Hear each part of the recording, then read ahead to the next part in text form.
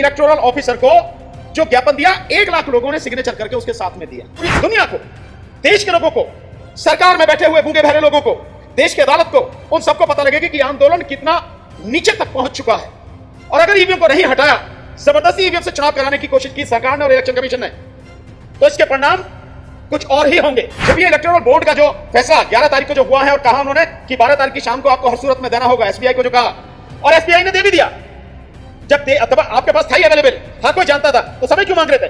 इसी से पता लगती है कि किस तरह से सरकार इन तमाम संस्थाओं को अपने कंट्रोल में करके कोई भी ऐसी चीज जिससे सरकार नंगी हो जाए वो लोगों के बीच में ना आए, उसके लिए काम कर रही है लगातार। कि भारत में संघर्ष तब तक चलेगा जब तक शोषण करने वाले लोग, जो कमजोर और गरीब लोग हैं, उनका शोषण करना बंद नहीं कर देंगे। मतलब ये भी बड़े दुख की बात है कि सुप्रीम कोर्ट का प्रेसिडेंट राष्ट्रपति को लिख रहा है कि भाई इस विषय पे आप जो है सुप्रीम कोर्ट से सलाह मांगो। अबे जिस विषय में सुप्रीम कोर्ट ने आदेश कर दिया और वो आदेश इंप्लीमेंट हो रहा है, लागू हो रहा है, उस विषय में सलाह का क्या मतलब है भाई?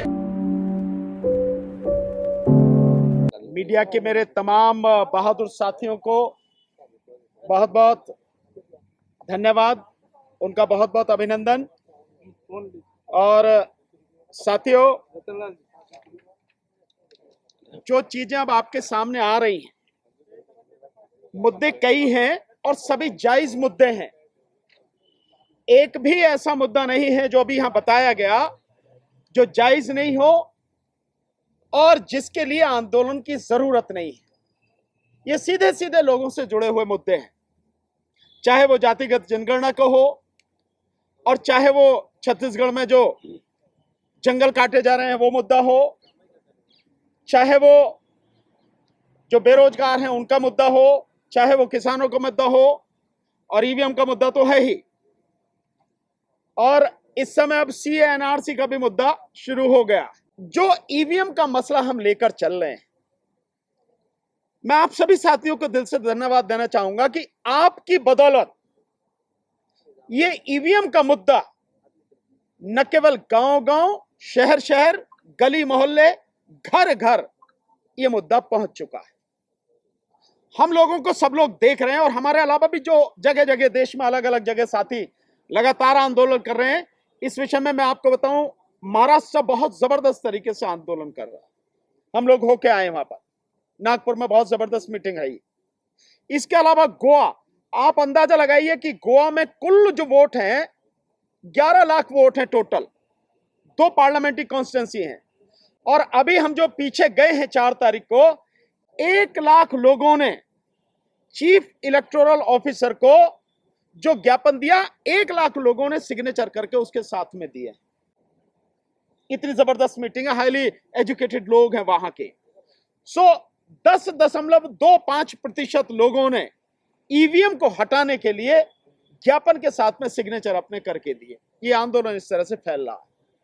लेकिन इसके साथ साथ, इससे पहले मैं आंध्र प्रदेश में गया, कडप्पा में बहुत जबरदस्त मीटिंग वहां पर हुई है। कडप्पा में हम लोग लगातार साउथ में बहुत जबरदस्त तरीके से ये चीजें चल रही हैं, कोशिश हम लोग कर रहे हैं कि मीटिंग हो। लेकिन अब क्योंकि ये रमजान का पावन महीना भी शुरू हो गया है, मैं आपके माध्यम से ये बधाई भी देना चाहूंगा सभी मुस्लिम समाज के मेरे साथियों को, भाइयों को। रमजान के जो ये पावन महीना है उसकी बहुत बहुत उनको मुबारकबाद। एक बात जो सिंपल हम कहना चाह रहे हैं, जो 23 तारीख को शहीद आजम भगत सिंह जी का शहीदी दिवस है, उस दिन जो ईवीएम के लिए जो प्रोग्राम सबसे अभी निवेदन किया गया, आदरणीय राजेंद्र पाल गौतम जी ने जो बताया, उसमें छोटा सा बस आपको क्लियर करना चाहता हूं कि देश में हर व्यक्ति से हमारा ये निवेदन है, वो चाहे गांव में रहता हो, शहर में रहता हो, किसी शहर में मोहल्ला हो, बड़ा हो, वहां हो, जहां भी उनको ठीक लगे वहीं पर सारे के सारे लोग इकट्ठे होकर 10, 20, 50, 100, 200, 500 जो भी उस दिन इकट्ठे हों और 2 काम उस दिन करें। एक, उस दिन पूरे दिन व्रत रखें, उपवास रखें और शहीद आजम भगत सिंह जी की फोटो लेकर ईवीएम को खत्म करने के लिए प्रण लें। साथियों, मीटिंग करें, बाकायदा सब लोग इकट्ठे होकर मीटिंग करें और वो जो प्रण लें और जो वहां मीटिंग करें उस मीटिंग की वीडियो बनाएं। जो भी अच्छे बोलने वाले साथी हो बोले, 2, 3, 4 जो उनकी सबकी वीडियो बनाएं, छोटी छोटी वीडियो बनाएं और इन वीडियोस को सोशल मीडिया पर डालें। जिस तरह से हम लोग ये प्रेस कॉन्फ्रेंस करके डालते हैं, जो भी कहीं मीटिंग होती है, आंदोलन होता है, हम उसकी वीडियो बना के डालते हैं, ऐसे ही आप भी डालें। इसका नतीजा क्या होगा? इसका नतीजा यह होगा कि हमारे साथ साथ पूरी दुनिया को, देश के लोगों को, सरकार में बैठे हुए गूंगे बहरे लोगों को, देश की अदालत को, सामाजिक संगठनों के जो जुड़े हुए लोग हैं, जो आपके सिविल सोसाइटी के जो लोग हैं, उन सबको पता लगेगा कि आंदोलन कितना नीचे तक पहुंच चुका है। और अगर ईवीएम को नहीं हटाया, जबरदस्ती ईवीएम से चुनाव कराने की कोशिश की सरकार ने और इलेक्शन कमीशन ने, तो इसके परिणाम कुछ और ही होंगे। ये मैसेज वहां तक पहुंचना चाहिए, तो इसलिए वीडियो बनाए।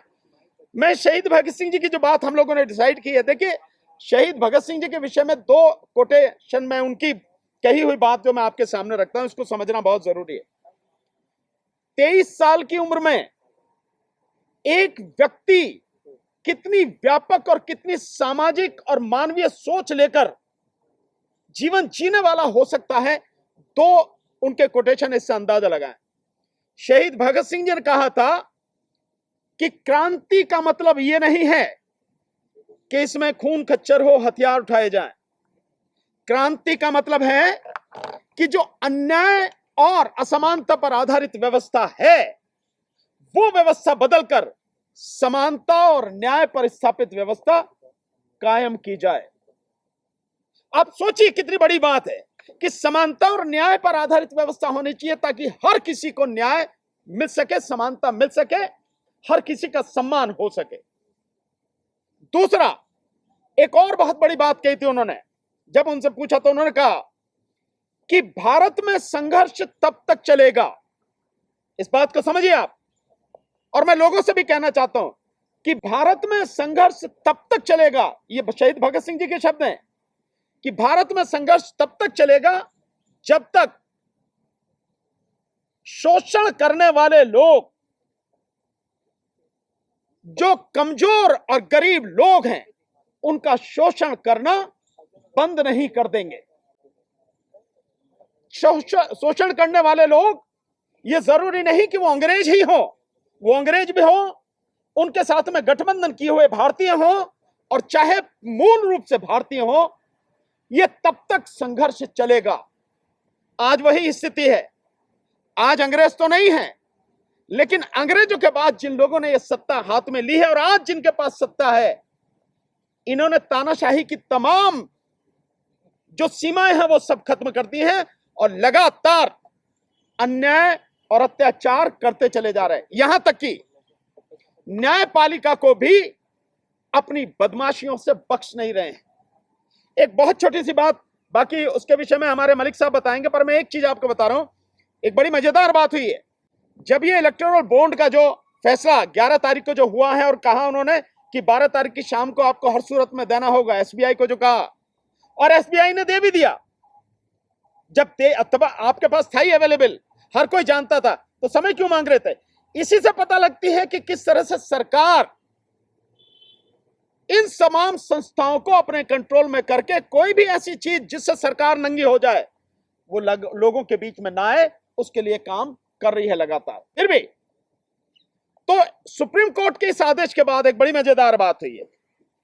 हमारे यहां जो सुप्रीम कोर्ट के जो प्रेसिडेंट हैं, उन्होंने एक लेटर लिखा है। मैं चाहता हूं उसका खुलासा वही कर दें। मलिक साहब कहेंगे, मैं पूरा करेंगे, मैं छोटा सा, मतलब ये भी बड़े दुख की बात है कि सुप्रीम कोर्ट का प्रेसिडेंट राष्ट्रपति को लिख रहा है कि भाई इस विषय पे आप जो है सुप्रीम कोर्ट से सलाह मांग लो। अबे जिस विषय में सुप्रीम कोर्ट ने आदेश कर दिया और वो आदेश इंप्लीमेंट हो रहा है, लागू हो रहा है, उस विषय में सलाह का क्या मतलब है भाई? वो तो वैसे ही कहानी खत्म हो गई। लेकिन आप इससे देखेंगे कि लोगों की जो अन्याय को बनाए रखने की और सच को छुपाए रखने की जो घिनौनी मानसिकता है, वो किस हद तक है, कहां तक गिर चुकी है। उसी दिन एक और भी हैशटैग चलेगा 23 तारीख को, भाजपा हटाओ देश बचाओ, भाजपा हटाओ _ देश बचाओ, ये भी हैशटैग 23 तारीख को चलेगा। सो मेरा सबसे निवेदन है कि देखिए, ये आंदोलन जो हमने आपको वीडियो बना के जहां भी हैं, गांव में, शहर में, जिस जगह भी हैं, जिले पर, ब्लॉक पर, तहसील पर, विधानसभा पर, लोकसभा पर, कहीं भी आप हैं, ये मीटिंग करके और वीडियो बना के भेज दिए ताकि दुनिया को पता लगे कि देश वाकई में जाग चुका है, कोई अंधेरे में नहीं रहना चाहिए। सो मेरा यही आप सबसे निवेदन है, और विश्वास रखिए कि जब आप सब लोग साथ में खड़े होंगे तो निश्चित रूप से इसी चुनाव में न केवल ईवीएम हटेगी बल्कि बैलेट पेपर से 2024 का चुनाव होगा। अब जनता को आप आगे आना होगा।